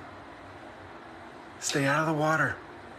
Between the Titanic claiming fresh victims in 2023, orcas taking down yachts, and the Alabama sweet tea party, white people are having a tough time of it in the water these days. And I know a lot of people are not going to like this advice, because there is no one on this planet more entitled than a white guy in a boat. And we saw that entitlement, that privilege with those guys on the Titan submersible. We also saw it with these fucking idiots in Alabama who refused to move their boat for a ferry full of people even after a security guard asked them to. Then they decided to jump the security guard. And I'm sure these guys are all about law and order, right? Well, little did they know that the entire black population of Alabama had that security guard's back. Black people of all ages, all genders, were unified as one. Black people were swimming. I mean, they were breaking all types of stereotypes just to kick these guys' fucking asses. And it was beautiful. And I don't know if you know this about me, but I'm white. Very, very white. And I loved it. And I'm sure I'll have racists all up in my comments calling me a race traitor, saying I should just rub my white skin off like they did when I said that slavery was actually bad. But I don't give a fuck. See, normal white people, we don't really have racial solidarity. We might have like ethnic solidarity. You know, we like identify with other, Irish or Italian or Germans or whatever. But we know that racial solidarity with white people gets very ugly very fast. So when white people do some racist, idiotic shit and get their comeuppance, we love it. So I guess my advice isn't really stay out of the water. I guess my advice is don't be an entitled racist idiot. I got nothing for those orcas, though. All right, Rita Brent is a comedian, and she has been killing it. Oh, my God, y'all. She put this prayer out, and I had to play it. And eternal Jesus, Lord, we come to you today feeling glorious and victorious after pulling off an unlikely feat around 7 p.m. in Montgomery, Alabama. Lord, we were rolling on the river with some saltine crackers yesterday, Lord. But vengeance was ours, said the Negroes who came to help our dear brother Leotis, who was just trying to do his job and bring the Harriet II boat back to the dock. Now, Lord, I don't know if that main name is Leotis, but it's going to be for the purpose of this prayer, because that was a very Leotis-like fight. Lord, we just want to thank you for sending down your Bout Them Life angels from Them Hands University. Not only did you send a ram out the bush, you sent about 50 rams, Lord, to help our dear brother Leotis, who was getting attacked by an angry, privileged mob of white, pale, mayonnaise-filled thugs. Lord, I ain't gonna lie. We knew Leotis was about that life when he threw that hat in the air. I knew right then it wasn't going to be a fair fight, Lord. And lo and behold, victory was ours yesterday. We told them white Satans to get thee behind, because victory was ours yesterday. And let this be a reminder to all the spectators who thinking about coming at us the wrong way. Don't come for us unless we send for you. And newsflash, we can swim too. I know y'all saw Aquafina Man swim 159 feet to get to that dock to do his thing. They messed around and found out yesterday, Lord. And I thank you for dropping this victory song in my spirit. We pray all these things in Nat Turner Jesus' name. Amen. Amen. Amen. I saw you mouth, wow. Yeah, look, let's be very clear. When you pray to Nat Turner Jesus, the fun and games are over. It's all fun and games. These memes are great. The videos are great. First of all, let me just deal with the white dude. If you want to, tag along and try to distance yourself from white supremacy, then have that same energy for them trying to stop a second black congressional district in Alabama. In fact, have that same energy for the way that people are incarcerated in Alabama. Have that same energy for black athletes still going to Auburn when a racist like Tommy Tuberville is in the United States Senate. I mean, it's all fun and games. We start talking about a fight on the waterfront. It's all cool, but they haven't dealt with the white boy. When you pray to Nat Turner Jesus, it's more than just about a chair hitting somebody in a brawl on the side of a ferry on the waterfront. Now you're talking about a real fight. Remember what Charlie Cobb writes in his book, that nonviolent stuff will get you killed, or what Akinyele Umoja writes in his book, We Will Shoot Back. If folks had been armed, this might have turned out very differently. And make no mistake about it, folks got guns all over this country. Let's be very clear about this. Today it was a chair. Tomorrow it could be a pistol. And we have to be in fact, it will be a pistol. This is, it's funny for sure, but what's being articulated is the fact that black people will fight back. Now, the question is, what we going to parlay this into? Otherwise, it will just be about fashion shows and wearing a chair and memes and everybody laugh and white people get a little piece of it too. And, at that point, it just becomes depressing. About yesterday, that is, you can have this reaction, but there are real consequences to what's happening politically. Folks have to also have the same reaction. Nola? Oh man, I knew you were going to call on me. So a lot of you're on the panel. I know. I've been very careful about this topic. But you know what? A lot of what Greg said, I absolutely agree with. It is fun and it builds community, because I was legit thinking like, wow, what's going to be funnier than that elephant? Like I literally was thinking that, like what's going to top the elephant? And this is definitely top the elephant, but it has a lot of implications because in as much as it may seem inconsequential that a woman in Copenhagen was walking with a chair, let's think about the impact going way, before George Floyd and with that global kind of movement sparked around the world. But, once televisions came into play and people started to see the type of brutality that was happening in the South during civil rights, that's when the conversation began to shift, right? So we know that we've had this ability to make moments like this part of almost like global responses and reactions. And so it's very interesting to watch, because there is also this idea. I've had conversations with Black people around the world about this, and I get really heated. There's this idea that Black Americans are, not just Black Americans, I would say, but anyone that is descendant of an enslaved African, that there's this idea that somehow your ancestor decided to get captured. There's this kind of conflict and war idea that, the lesser of people are the ones to get captured and enslaved, right? That goes all the way to the Bible, Aristotle, we can talk about it. But something as normal as a day on the harbor literally sparked and shifted the conversation. And that's why, to me, seeing that girl on the runway with a chair, I'm thinking about the impact of that and the moment that this really is about. This shifted culture in multiple ways. One, saying, you know what, no, black folks here, we're not docile. We don't just have big mouths and don't do anything to back it up. This shifted the culture, this shifted the conversation that goes all the way back from our existence here and then, among the diaspora. So my brain is thinking about all of these different things on top of the security implications. Because like I said in the beginning, this could be some sort of, what am I trying to say? Like the first salvo, right? So well, this again, is, no, but it as everything is always a matter of the follow-up. That's what it boils down to. Again, moments turns into movements, or they can simply just be moments. I got Earthquake coming up next, but I gotta play this one last one from Rita Brent to take us to the break. I got no choice. So, Reese, this one's for you. This song goes out to all the soldiers on the battlefield in Montgomery. Here we go. If you go to Montgomery, you gon' mess around and find out. If you go to Montgomery, you gon' mess around and find out. Down by the riverboat, you go to Montgomery, you gon' mess around and find out.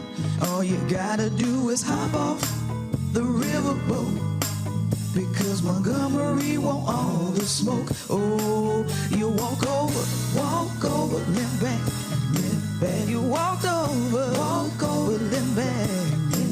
Grab that chair, it's right over there.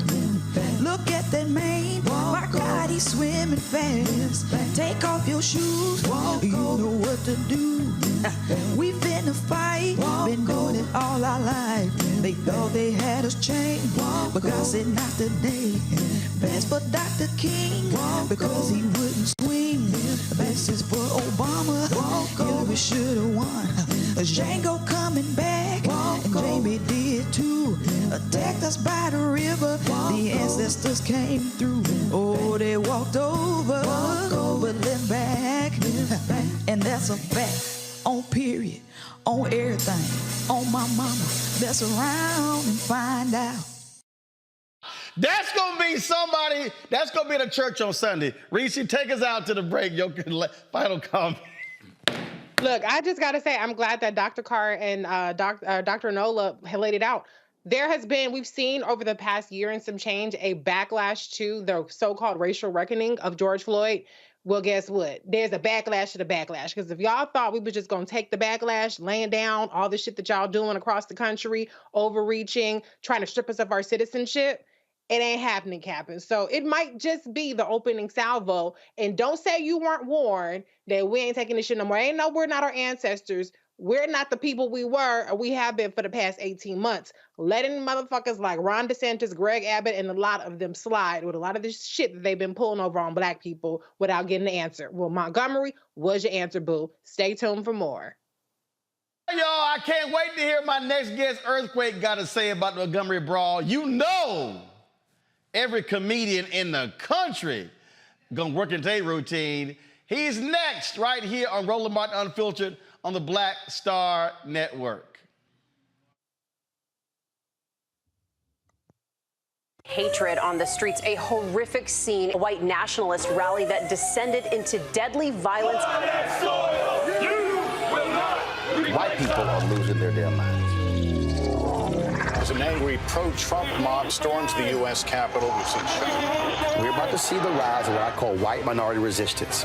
We have seen white folks in this country who simply cannot tolerate black folks voting. I think what we're seeing is the inevitable result of violent denial. This is part of American history. Every time that people of color have made progress, whether real or symbolic, there has been what Carol Anderson at Emory University calls white rage as a backlash. This is the rise of the Proud Boys and the Boogaloo Boys. America, there's going to be more of this. Here's all the Proud Boys, Dave. This country is getting increasingly racist in its behaviors and its attitudes because of the fear of white people. The fear that they're taking our jobs, they're taking our resources, they're taking our women. This is white fear.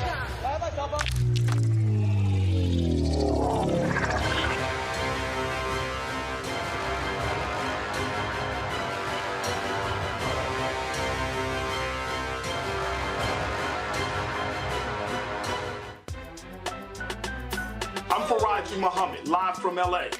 And this is The Culture. The Culture is a two-way conversation. You and me. We talk about the stories, politics, the good, the bad, and the downright ugly. So join our community every day at 3 p.m. Eastern and let your voice be heard. Hey, we're all in this together. So let's talk about it and see what kind of trouble we can get into. It's The Culture, weekdays at 3, only on the Black Star Network. What's up, everybody? It's your girl, Latasha from the A. And you're watching Roland Martin Unfiltered.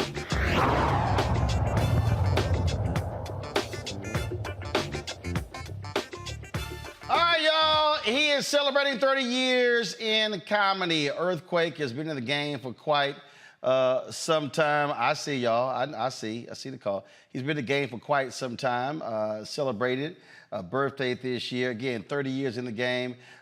He is on a national tour. He's always texting me, say, man, when am I coming on? When am I coming on? And I'm like, answer your damn phone, we'll have you on. And so he's somewhere in America, walking, getting in his car. I don't know what the hell he's doing. He can't sit his ass down to be stationary. I don't know why, you know. So, Earthquake, can you hear, brother? I can hear you, Roland. I can hear you. Man, sit your ass down in one place. Listen, man, I'm tired of being so disinfecting me like this, brother. I mean, I'm sitting there like I'm about to go to you. Your damn call dropped. We got to call you back. I mean, come on. Get this. What's up with that cricket phone plan you got? Man, I don't have cricket. I got AT&T, Roland. What's happening with you, man? Well, AT&T ain't never spent no money on our show, so Verizon has. So, well, I get cricket now that they down with Roland. Whoever down with Roland, I'm down with them. That's how we do it. So I got to ask you, I know every comedian, when they saw the brawl, they were like, oh, that's a routine right there. Well, you know, when I sit there, I just seen your previous guest from the first segment there. I didn't know it was so much civil rights in it. I just took it as some white people getting their ass whooped. But I didn't know the historic moment of it. You know what I mean? But it made me go out and buy a lot of chairs for all the black people because that's our new thing now. Give a chair. Everybody get a chair. But they don't understand, you know, we down south. When he threw his hat up, that was hootie hoo. That means every brother come from land, water, sea, air. Come help me out. Hootie hoo. And that's what happened. And that song they talking about, this won't happen in a small town. Hell yeah, you get your ass whooped in a small town. Well, it's been, first of all, what I love, the creativity and the imagination of black people has been just on fire with the memes and the photos since Saturday. Yeah, I see the dude just down the street just had a chair, a folding chair on the top of his car. Talking about, please, I'm looking for a Kern. Please give me a problem. Because I hit you with this damn chair. Boy, and that's another thing. Please, white people, I know you feel you have the right of way, but if you go into the brawl, believe me, you got to keep your head on a swivel or you will get hit with a chair. Look, what still gets me, the two white women One woman, she came down the walkway and she tried to like ease into the fight. Her ass ended up in the water. Well, did you see the one white dude that wanted to help out us? He got hit one time. He said, "Black man, you on your goddamn own. I'm out of here." The little 17-year-old. They hit him in the nuts, and he said, "That did it." Oh, it was, look, I mean, it was, first of all, again, it was sitting here crazy just watching it unfold. And then, of course, the white woman who was in a red dress, she decided to swing on the brother. The brother really didn't want to hit her, but the two sisters rolled up and said, "Yo, we got this. We got it." You know, listen, man. They know you about the same age I am. When you see the Vaseline, it is on. They ain't even need Vaseline this time. It was right on them all of a sudden, and it was whooping down in the gum. So I'm going down there myself just to go sit on where they was fighting on in that little riverboat and just have me a piece of chicken and have a good time. Well, it's only fitting the boat that was trying to dock was named Harriet. Harriet Tubman, look at it. Something, and she set a lot of Negroes free, didn't she? It's been 30 years for you in the game, Earthquake. Of course, you talk about it in your stand-up. You spent some time in the military, then you were like, "Hey, man, I'm out of here." Yeah, well, you know, I wanted to do 20 years, but the war broke out. I told them I don't mind practicing for war, but they wanted to fight for real. I told them I could stay at home to get shot at, so they can fight something. Plus, they was fighting over oil because that was a desert storm. I said, why would I be fighting for oil and I don't even have a car? You better send Shell over there or Exxon. I'll soon have it. I don't care if gas went up to $200 a gallon. I steal it like I steal anything else I can't afford. And so you get out of the military. So, was there a moment? What was the starting point when you said, "Yeah, you know what, I could do this comedy thing"? Hanging around Steve Harvey, sitting there, and seeing how these brothers was taking it serious, and it came to me so easily. See, I tell them I didn't have it wasn't no epiphany for me. It was just the best decision that day, and a better decision hasn't came since that day.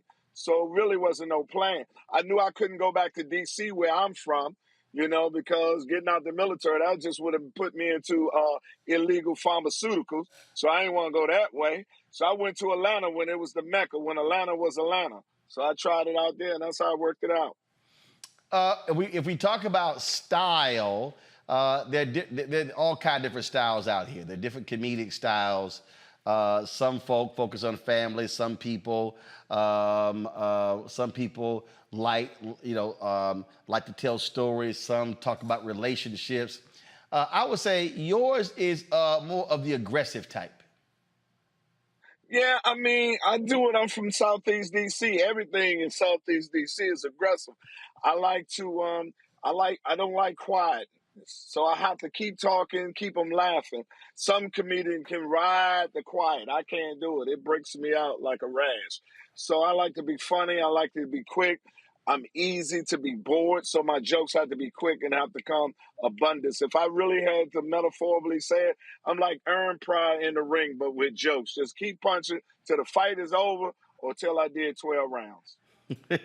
I ask, before I go to my panel, I ask different artists this all the time. And it's not, the whole point is not, it's a competition or whatever. But you could call the verses if you want to.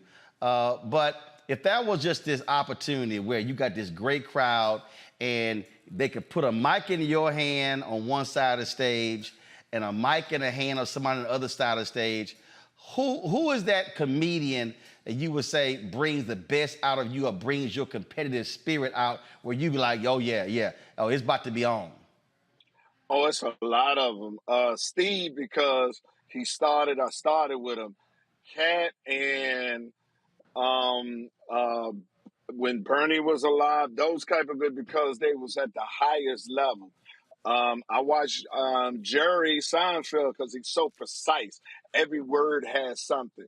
So verses for comedians would be different because it's so subjective. Right. What's funny to you is not funny to somebody else. I tell comedians this: everybody is somebody out here that does not find you funny. All you want to do is pray that they all don't show up that night you working.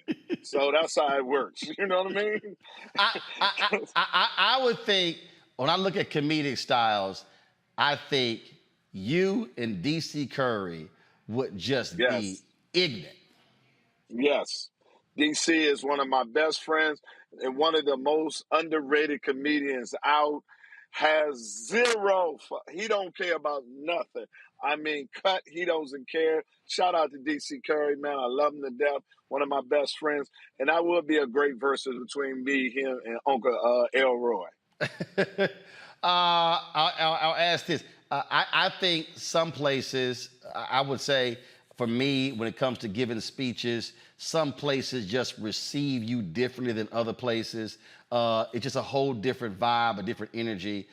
Is there a particular city, and no matter when you've gone there, they are just, they're different than some other places? Your hometown, Houston. Oh, H-Town. Really? Yo, man, matter of fact, I'm going to be there in 2 weeks. H-Town just loves me to death. They resonate with everything I say. Nashville, Tennessee, to be quite honest with you. Atlanta, and I will have to say my hometown of Washington, D.C., the energy is just so great, and they're just pro-Quake fans. So I love them to death, Roland. It's just when I know I'm coming there, I know I'm going to have a great time. I'm not just working. Let's see here. Who should I start with? I'm going to start with our resident expert cusser, Reese Colbert. I don't know if you know Earthquake, but Reese caught my attention because she was posting videos just cussing everybody out. I mean, Reese, I'm telling you right now, Earthquake, Reese used motherfucker so many times, Bernie Mac would say, damn, does she have to use it that often?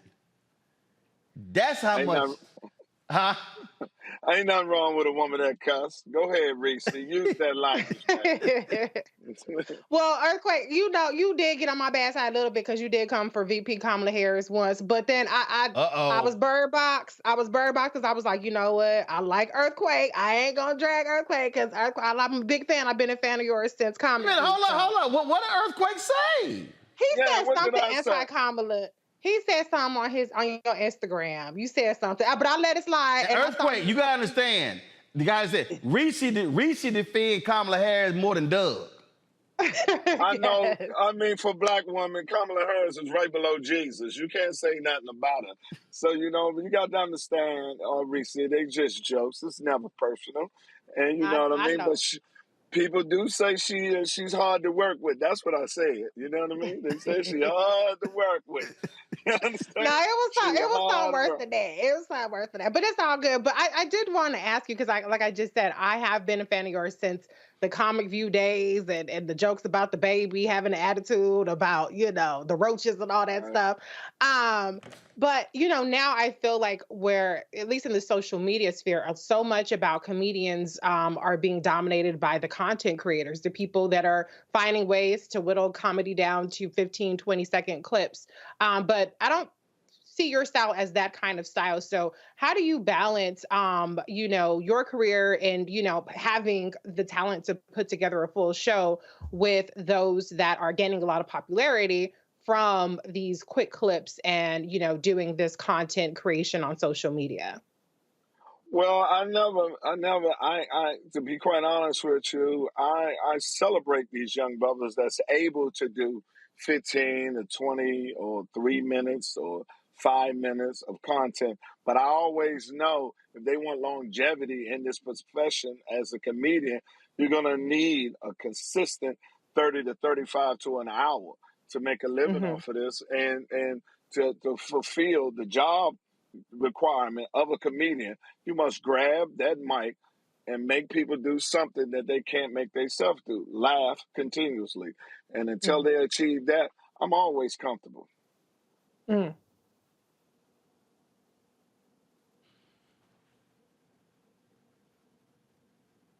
Always. Nola? Nola! Happy. What? Damn it, wake up. I'm calling your ass twice. I just not heard you. Just Damn. Now. You over there nodding off? Greg is in Egypt and he heard me. See, he a little feisty tonight, y'all. He a little feisty tonight. Man, you must be in need of some gumbo or something. You over there dozing off. I never start. See, y'all see how this man just started with me? I was just sitting here minding my business. Happy 30 to you, Earthquake. I'm going to go there. Because rolling too feisty right now. Thank you. Happy 30. Thank you. You know, I agree with Reese. Like, I definitely grew up on the, Comic View, Def Jam sort of comedy style, and that's what my question is about. I am one who loves inappropriate humor. Like, I love inappropriate humor. Maybe it's because it's what I grew up on. And in this environment that we're living in, there's a thin line between inappropriate and offensive. And I'm curious, like, how are comedians that have more of a kind of inappropriate style of humor navigate in today's kind of political ecosystem, our social media ecosystem, getting called out, getting canceled, all these different things. How do comedians like adapt to that thin line of offensive and inappropriate? I'll phrase, Earthquake. How y'all deal with these soft ass people? Oh my Lord. I don't personally even, when I write a joke, I write the joke, and the first ingredient in the recipe is being funny. So if you take my joke offensive, then that's on you, because I don't know you and it wasn't written for you. And so I don't know how other comedians navigate it, but me personally, I just sit down here and stay with the formula of, is it funny? And if it's funny, then it's time for it to put it on the assembly line and send it on out there. So I really haven't adjusted any of my game or how I do my comedy based upon what everybody else do. Jay-Z said it better than anything. I don't let anybody rush my process. My process is mine. I don't worry about how they doing yours, how they doing theirs, or how the world take it. I do my process and let it go, and it's been successful for me. Some comedians want to be offensive. Certain comedians are not funny. They're looking for offensive. And some just not educated enough to know that that's just not funny. Well, the reason I'm saying soft, because I don't get the people who go to comedy shows and swear they go into some speech or whatever. Listen, okay, I keep saying comedians gonna crack on anybody. It doesn't matter who you are, what you do, but this whole notion, no, you can't make fun of them. You can't make fun of them. You can't make fun of them. I'm like, damn. Well, I mean, certain people go there and just to be offended. We live in a place now that people get on social media looking to see who offend them. And you got to understand that. And, I tell them all the time, when they come to my show, I don't travel with a monkey. So I don't need no one to assist me with my jokes or be a part of my show. And it pays the same. They'll pay me the same money for an hour talking about you. They pay me for the hour that the show that I already had together to perform for you. It's your choice how you want it. Well, a lot of these people sure as hell couldn't deal with Paul Mooney. Greg Carr, go ahead. Greg Carr.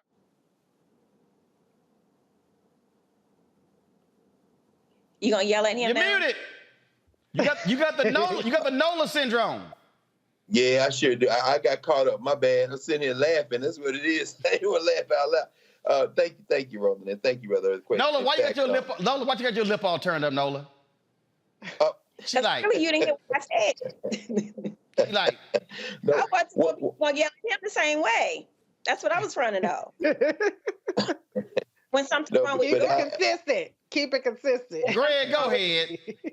No, all I was gonna say is thank you, Brother Earthquake. Your style, you're able to deal with some topics that are important with us, and you have us laugh. In fact, I really enjoyed Legendary, the whole health is wealth byline. We're laughing, but you also address some serious issues, and that's kind of where I want to go with this. By the way, These ain't jokes. I think that is the phrase that allows that point of entry for you to balance this.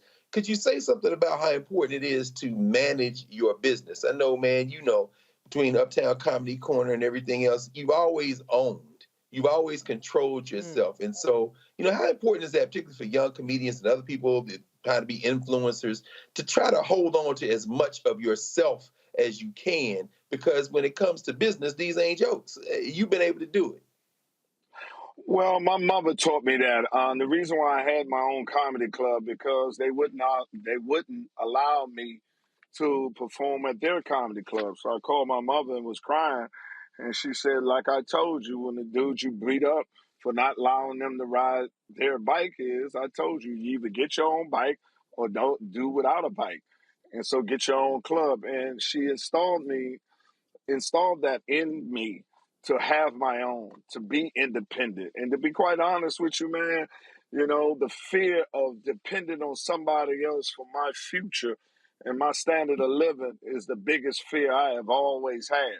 So that's the greatest thing about being financially secure, is the independence that comes along with the money. And I did not, to be able to take care of yourself. And I just don't want to be one of those artists that have an unsung episode living with my grandma, brother. You understand? I don't believe there's nobody out here, no matter how much they love you or not, that's going to take care of you better than you're going to take care of yourself. And the only person you really can depend on is yourself. So, the only way you can make sure that you're taken care of, if you become independent and own your own and look out for your own. I saw, I don't know what the hell it was the other day. I was watching some video where you were talking about that people don't realize most of the comedy clubs in the country are owned by white people. All of them said 3. And we're the number one selling comedians in the world, black comedians. But as usual, we don't own anything. We're consumers. So we have to, they don't want to hear us in their facilities, honest. I mean, let's be honest with you. If you own a venue and you love hip hop, but people ain't listening to hip hop, but the people who wants to rent out your venue listen to country music, you're going to facilitate to those people. And that's what we're doing. They don't like the type of comedy that we do. They prefer to have their type of comedy in there. But unfortunately, there's no comedians of my Caucasian brothers that selling tickets that we do the way we do, because we don't have any venues of our own. And that's the sad part of it. And so what I say, that's another example of when you talk about monetizing the culture, we end up being the show, they end up being the business. Exactly. And I owned about 3 comedy clubs. I had the aspiration of doing, solving that problem, because if you look at it, it's a multi-million-dollar business. And most of the greatest comedians ever was black comedians, went on to be superstars. But we turn in billions of numbers. Like in your hometown, that club holds 450 people. You do the math, $50, $60 a ticket times 420 a night times 7 shows. That's a weekend's work. Wow. Well, hopefully more people will be getting the message. That's one of the, I think it was, I forgot who asked the question, maybe Nola Risi. That's why I do like when I see these brothers who are taking advantage of social media. You look at Country Wayne, what he's doing, how people told him, oh, you're not going to be successful, how he parlayed his social media, selling out venues, now doing his own movies. He's not waiting for somebody to say, you now have permission to go forward, young man. Yeah, I mean, he's brilliant. I love Country Wayne. You have so many comedians that's doing their own, selling their product, and we're making strides, but it's slow as usual. Yep. Earthquake, where you at next? This weekend, you can catch me in Chicago. Then the week after that, I'll be in your hometown, Houston, looking for you to do this dance off. Earthquake, I don't know why you keep... And then, then after that, the MGM in my hometown in Washington, D.C., sitting down here September the 1st. I'll be at the MGM with Live Nation. All right. You cannot dance, man. Okay, all right. Here's the whole deal. Your show is at 8 o'clock on September 1st. I'm going to get off my show early on September 1st, and I'm coming to the MGM Grand. You tell the DJ what song to put on, and listen. No, see, let me tell y'all what happened. We were at Sister Circle in New York. It was, again, Sister Circle, and Earthquake was talking all this shit about that. I said, Earthquake, come on, dog. He like, yeah, I saw you dancing. You don't want none of this. And so that was about 7, 8, 9 years ago. His ass been running from me like he is Forrest Gump ever since. He keep claiming we're going to do a dance-off. All right, you pick the day, pick the time, and I'm going to sit here and just blow your ass out the water. See, them Q-dogs just do that same shit all the time. They do that line dance and think they dancing. You know what I'm saying? I'm going to blow your back out, man. See, here's the mistake you making. You just said the Q-dogs. I'm an alpha. You can't mess. See, right there. See. One of you educated gang members. See, you understand what I'm saying? See, those are, see, that's all y'all fraternity. That's a little boys group. Gang members. That's a little boys group. This a grown man group. I'm there. I'm just letting you know. I'm telling you like this. I'm gonna do you like that chick did. I'm gonna take your chicken. You understand what I'm saying? I'm gonna take your chicken and show everybody you got nothing on me. Rolling Washington, D.C. When I get done with you, Henry, you gonna grab one of these when I get done with you. When I get done with you, you gonna grab one of these, Earthquake. When I'm done, you gonna say, man, let me knock his ass off the stage. Just letting you know. I'm gonna be ready for you, just like they was ready for him. Well, you better. I don't want no excuses. Well, you better go stretch. You better go get you a massage. Go get you some icy hot, because I'm letting you know I'm coming for you, and I'm gonna cause the earthquake. September the 1st at the MGM dance off with me and Roland Martin. I'm gonna bust you up. My name is Terrence Crawford. All right, I'm just telling you right now. You better go hire the best cut man in the country, and the best cut man in D.C., because when I'm done with you, you're going to look like Errol Spence. Okay. Martin Luther King had a dream too, Roland. And guess what? Martin Luther King knew how to dance as well. I'm done, and he was an alpha man as well. I knew that was coming. I love you, man. I love you. And sisters and brothers, I love y'all too, man. Stay strong and keep doing that good work that y'all doing. Roland, I love you, man. Love you, baby. Always, Appreciate it. Appreciate it. Appreciate it. All right, y'all. That is it for us. Greg in Egypt, Reese in D.C., sleepy ass Nola. I'm not, brother. I ain't gonna have to feel for my sister. It's 3 a.m. Come on, Roland. You going out petty. What? I'm just, come on. You. No, I haven't been on, I don't know how long, y'all, and this is my welcome. See, I don't do nothing to this man but just sit here. No, I had to call you 3, 4 times. That was your audio. That wasn't me. Oh. Our stuff worked. It was silent, Roland. It was perfect. It was totally silent. Hey, audio guy, was that you? He said, no, it wasn't me. That was the audio guy. He said, that wasn't me. She understand. I'm going to stick beside her. I'm going to stick beside Nola. It was silent. Yeah. She be all right.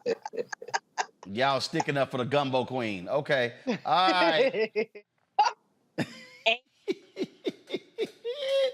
All right. We got to go. What you say, Nola? What you say? Almost November. Let's go. Say what? It's almost November, man. That Thanksgiving pod is already calling me. November? Yes. Thanksgiving. What the hell are you talking about Thanksgiving in November? What? Gumbo. Roland, what is wrong with you today? Hold on, you ain't really from Louisiana, because, see, we would eat gumbo if it's 105 degrees in July. You only got to eat gumbo in November? I feel like you goat me into making a pot in 105-degree weather, and that's not going to work. That ain't no big deal for us, boo. Real gumbo connoisseurs can eat it June, July, August. We can do it in the heat, in the winter, in the fall. I don't know. We going to check your gumbo card. Mm-hmm. I'll punch it. Come on. We going to check your card, because if you it's too hot to eat gumbo. I ain't say none of that. That's what you sound like. That's what you sound like. What'd you say, Reese? That sound like you got a dance off and a gumbo off. That's what I'm taking. Hey, guess what? That ain't no problem. I talk trash just to be able to back it up. Why you got so pumped up an hour ago? What you was sipping on? What's going on? Hey, Nola, I'm telling you right now, you don't want none of this, Nola. If you want a gumbo cook-off, this is the only thing I'm gonna tell you. You don't remember that little video I made for you on Christmas when you were talking crap about my gumbo? I mean, your gumbo needed some help. Oh, for real? You were in my gumbo vibe? I mean, it was like giving me Tamron Hall vibes. Oh, why is Tamron Hall in it? What did Tamron do? Oh, because Tamron made a gumbo. I was like, Tamron, that's rice and gravy. Stop. Oh, can we come? Can we taste? We could be in the judge. All right, let's see what Nola got. But I guess we gotta wait. I guess we gotta wait till it get cold. Which I don't know, might not be happening with climate change. So we'll see. All right, y'all. Off of climate change. All right, Greg in Egypt, Reese in DC, Nola. She in DC too. Don't forget, y'all, to get y'all shirt. That's right here. Your hashtag team whip that ass shirt with the chair, and of course on the back it says "Bring the Funk." Y'all support Roland Martin Unfiltered. Go to blackstarnetwork.com, RolandMartinUnfiltered.com to get your shirt. Folks, don't forget supporters of what we do as well. Download the Black Star Network app, Apple phone, Android phone, Apple TV, Android TV, Roku, Amazon Fire TV, Xbox One, Samsung Smart TV. Support us by joining our Bring the Funk fan club. Your dollars make it possible to do what we do. Send your check and money orders to P.O. Box 57196, Washington, D.C. 20037-0196. Cash App, $RM Unfiltered. PayPal, R Martin Unfiltered. Venmo, RM Unfiltered. Zelle, Roland at RolandSMartin.com. Roland at RolandMartinUnfiltered.com. Go to, please. Get my book, White Fear, How the Browning of America is Making White Folks Lose Their Minds. Available at bookstores nationwide. Download the audio version on Audible. Buy your copy on Amazon, Barnes & Noble, Target, Books A Million. Don't forget, you can watch our 24-hour, 7-day-a-week streaming channel on Amazon News. Just go to Amazon Fire.